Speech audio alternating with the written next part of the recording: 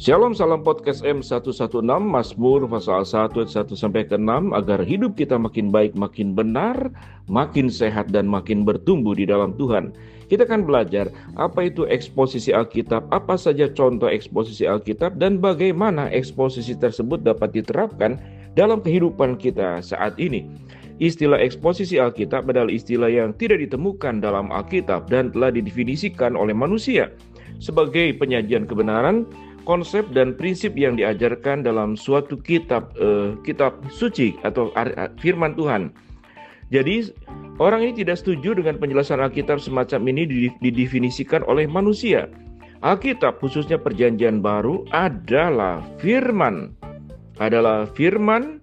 Tuhan, dan karena Tuhan adalah roh, firman-Nya bersifat rohani. Oleh karena itu, untuk memahami makna Alkitab dari firman-Nya dalam konteks Alkitab, orang percaya haruslah rohani, dan satu-satunya cara orang percaya dapat menjadi rohani adalah dengan tidak pernah menggunakan pikiran mereka sendiri untuk memahami Alkitab, tetapi membiarkan Roh Kudus mengungkapkan makna Alkitab atau rohani dari firman Tuhan. Dari setiap bagian yang dibaca, hal yang sulit bagi setiap orang percaya adalah bagaimana ia dapat menjadi rohani. Sekarang di zaman kita ini, kita tidak membutuhkan pendeta untuk menjelaskan firman Tuhan kepada orang percaya. Tuhan Yesus Kristus mengajarkan bahwa Roh Kudus akan mengajarkan mengungkapkan kebenaran kepada setiap orang percaya yang bekerja keras untuk mendapatkan makanan yang bertahan sampai hidup yang kekal. Artinya, hamba Tuhan rohaniawan adalah alat di tangan Tuhan yang sama-sama berjuang juga untuk memahami kebenaran firman Allah.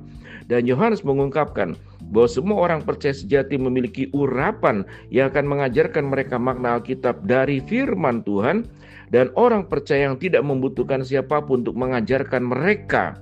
Artinya ada kebergantungan penuh kepada Roh Kudus sebagai hal yang prinsip utama. 1 Yohanes 2 ayat 20 dan 27. Ingatlah bahwa dalam 1 Korintus 12 ayat 28 Tuhan menempatkan rasul-rasul, nabi-nabi, guru-guru dan lain-lain. Dalam kitab Efesus 4 ayat 11, Tuhan memberikan rasul-rasul, nabi-nabi, penginjil-penginjil, pendeta-pendeta, juga guru-guru dan lain-lain. Perhatikan, keduanya dalam past tense. Mereka diberikan untuk menulis kitab suci Perjanjian Baru seperti yang kita miliki saat ini. Ingatlah bahwa surat-surat Paulus semuanya ditulis tercatat pada tahun 60 sampai 70-an Masehi. Sementara Yohanes dan 1, 2, 3 Yohanes dicatat dalam tahun 80 sampai 90-an Masehi.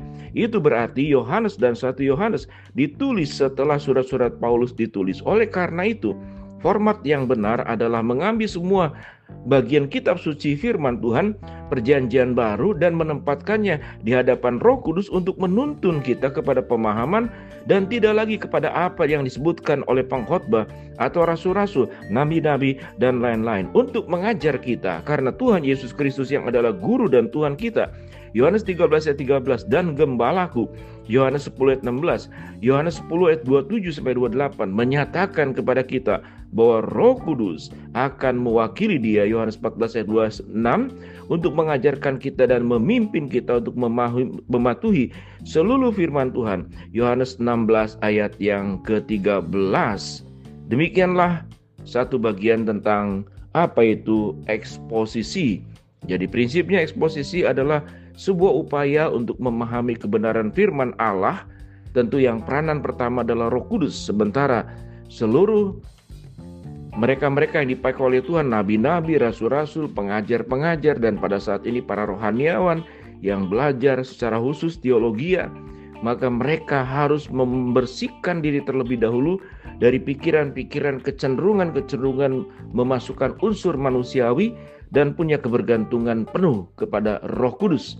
Tentu ada kuasa Roh Kudus dan Tuhan boleh menyucikan, memurnikan pikiran kita, perasaan kita, sehingga waktu melakukan eksposisi, melakukan pendalaman Alkitab, benar-benar sesuai dengan apa yang Tuhan mau. Karena eksposisi, jikalau ada sebuah katakanlah keinginan manusia, kecenderungan, selera, lalu ada pikiran-pikiran, itu bisa kemudian menyimpang. Jadi perjuangan memahami firman Tuhan bukan perkara yang mudah. Hanya Roh Kudus yang akan menolong kita. Shalom, salam podcast M116.